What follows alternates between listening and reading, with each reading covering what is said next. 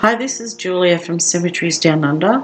This compilation is stories I have found online, and they're all true, very bizarre stories about cemeteries. First story is number 1. It's about a Coffin Festival.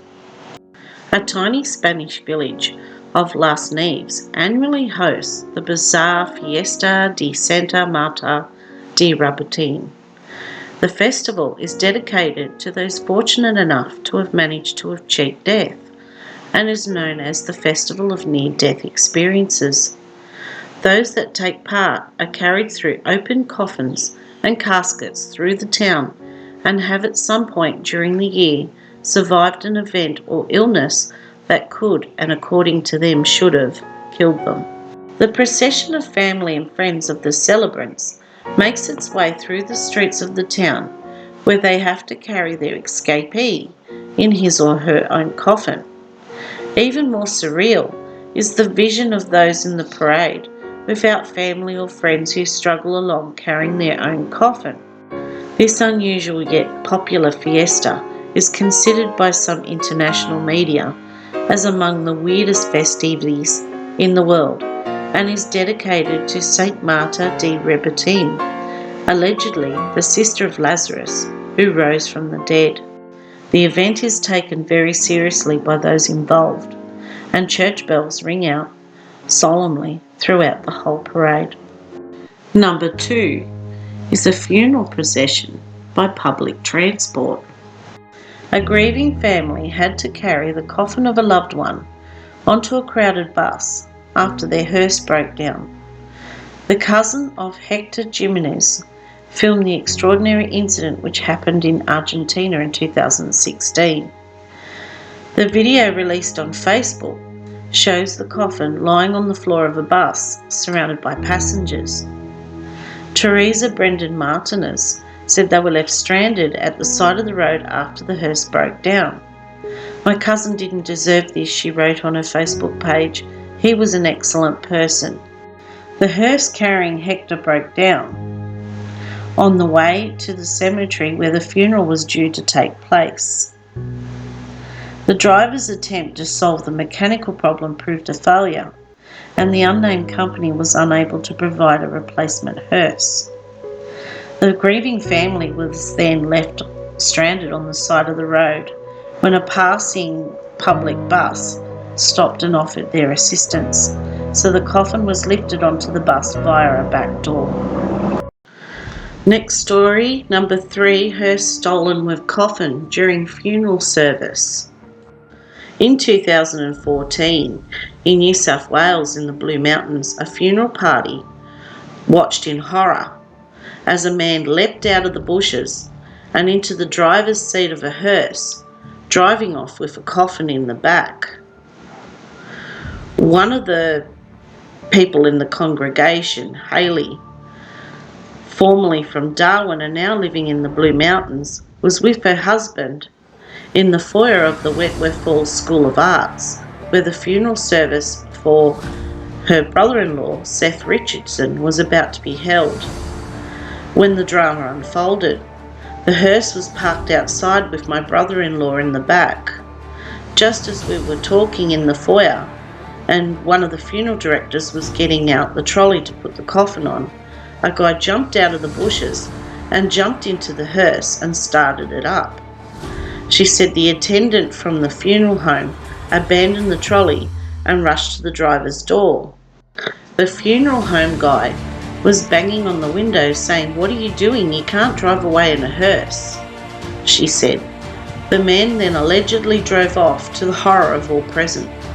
We were all standing around going, "Oh my God, the hearse has been stolen."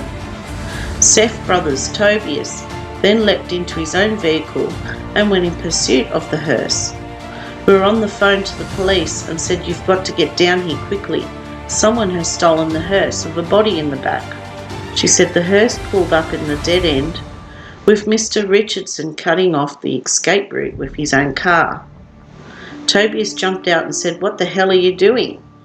The guy that stole the hearse said, "I need to go to the hospital." She said Mr. Richardson held the man at the scene until the police arrived a few minutes later. They took him away in the back of a divvy van, and that was that. New South Wales police said the 49-year-old man suffered from dementia and had gone missing from a nursing home in Leura earlier that day. Staff at the home conducted a search of the premises, nearby shops and local train station before contacting the police. Blue Mountains police were at the home when a report came through that a man had stolen a hearse. The 49-year-old man was taken into custody at the scene and then taken to hospital for assessment. No charges were laid. Afterwards, the funeral went as normal and everything was fine. But Haley said, "We were just thanking everyone he didn't turn the other way and go down another road. Anything could have happened." Haley described her brother-in-law Seth, a 52-year-old human rights lawyer who also lived and worked in Darwin for some years, as an amazing individual who would have seen the funny side. He would have thought it was hilarious, she said. Number 4, struck by lightning. In 2016 in New York, police were called after caretakers found 2 people, a man and a woman, dead in Batavia cemeteries. Authorities say a man and a woman was found dead in the cemetery and originally thought that they may have had a drug overdose due to drug paraphernalia around. Severe storms had hit New York the previous day, and a medical examiner determined that both people had sustained injuries consistent with being struck by lightning. Number 5, man killed by mother's coffin. In 2018, an Indonesian man was killed after his mother's coffin fell from a funeral tower and crushed him during a service in the island of Sulawesi. Salman Kondura, 40, died when pallbearers lost their footing while carrying the coffin up a bamboo ladder in the valley in the North Toraja district. The casket fell as the group hoisted it onto a lakian, an ornately carved tower where the deceased is placed before elaborate traditional funeral rites. As the mother's coffin was being raised to the lakian, suddenly the ladder shifted and collapsed. The coffin fell and hit the victim. The ladder slipped just as the casket enters the tower, sending the men tumbling several metres to the ground, where the victim is struck by the coffin. Horrified onlookers rushed to the men's aid, but Kondura died later in hospital. The accident happened because the ladder was not properly reinforced.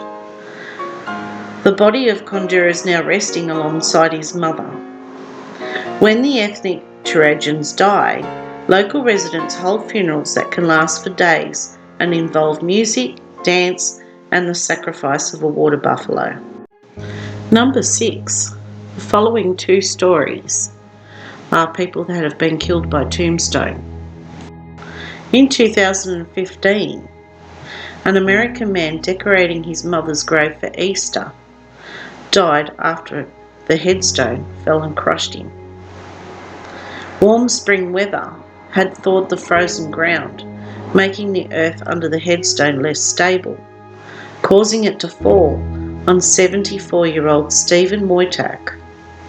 The accident happened in Pennsylvania at St. Joseph's Cemetery. Said that Wojtek and his wife Lucy visited many times over the years. This time Wojtek was fixing a religious ornament to the headstone when it fell and pinned him underneath. After the stone fell, the wife found cemetery caretaker on the other side of the grounds, and he called the police and rushed to the grave, but could not lift the tombstone. It was a freak thing that happened.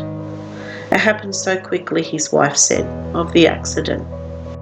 And in 2021, a mother of 5, Elvira Navarro, was working at Barrenhurst Cemetery in Staten Island when a massive tombstone collapsed on her.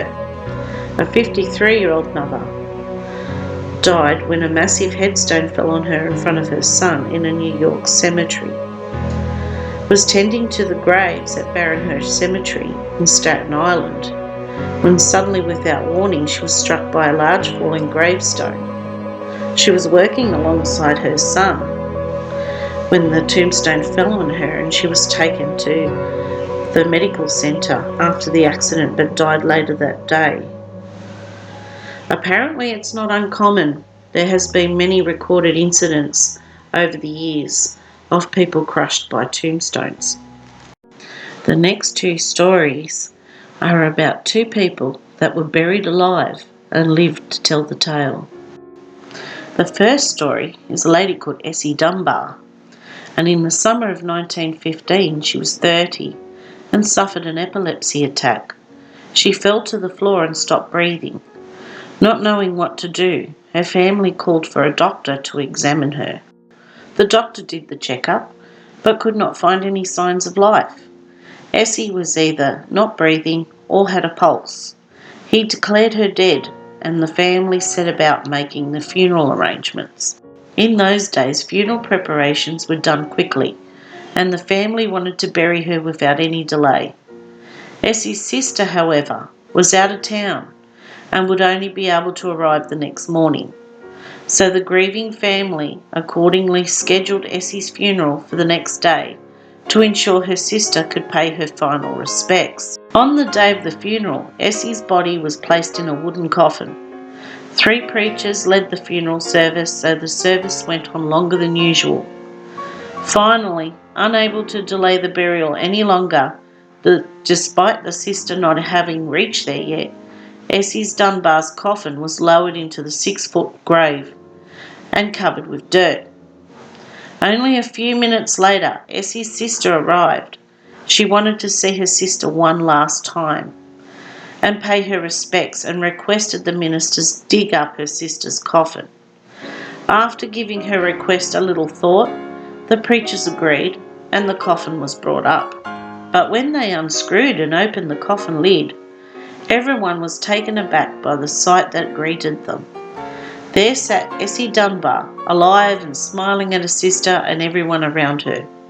If it wasn't for her sister's late arrival, Essie would have been buried alive in her grave. However, instead of her family and friends hugging her and welcoming her back, what followed her was utter chaos. The 3 preachers fell into the grave in shock and scrambled to get out. 2 of them even trampled the 3rd one, who was the shortest, in their efforts to escape, leaving him with 3 broken ribs. Other funeral attendees also ran helter-skelter, thinking Essie was a ghost who had returned from the dead. The story does not end here. Essie headed back into town alone and created a stir once again. Despite the fact that her family and friends loved her, they had never seen nor expected to see anything like what was unfolding before their eyes. They were in complete shock and disbelief that lasted for many years after Essie Dunbar's return from the grave. Over the course of the next few years, Essie was touted as the woman who beat death, while many others continued to think that she was a zombie or a curse and regarded her with suspicion. Essie Dunbar lived for another 47 years, until she finally passed away on May 22, 1962, at the age of 77. She passed of natural causes and not a seizure. Unlike her previous death, Essie was also reported to have outlived the doctor who pronounced her dead 40 years ago. The next story happened on September the 1st in 1937. A man, only 19, Angelo Hayes, took a joyride on his motorcycle and fractured his skull. After skidding out of control, he was thrown from the vehicle headfirst into a brick wall. The impact was so severe, his own parents were not allowed to view his body. When doctors examined Hayes, they could not find a pulse. He was declared dead and laid to rest. A couple of days after he was laid to rest, insurance investigators requested his body to be exhumed. What raised suspicion was an insurance policy that was taken out on Hayes just days before the accident. When forensic examiners took a look at Hayes, they were in shock when they realised that despite being buried in a coffin for 2 days, his body was still warm. They later determined that Hayes was in a deep coma caused by his head injury. Angela Hayes went on to live a full and prosperous life. Although he had to endure several operations, he made a full recovery. After the ordeal, Hayes became a minor celebrity in France. People would travel from afar to speak with him. In the 1970s, he went on tour to demonstrate his invention, which was a security coffin developed for other people who might be mistakenly buried alive. The coffin was equipped with a food locker, oxygen supply, chemical toilet, radio transmitter, and alarm bells, and even a library. Hayes eventually truly died on January 12, 2008. The cause of death was unknown.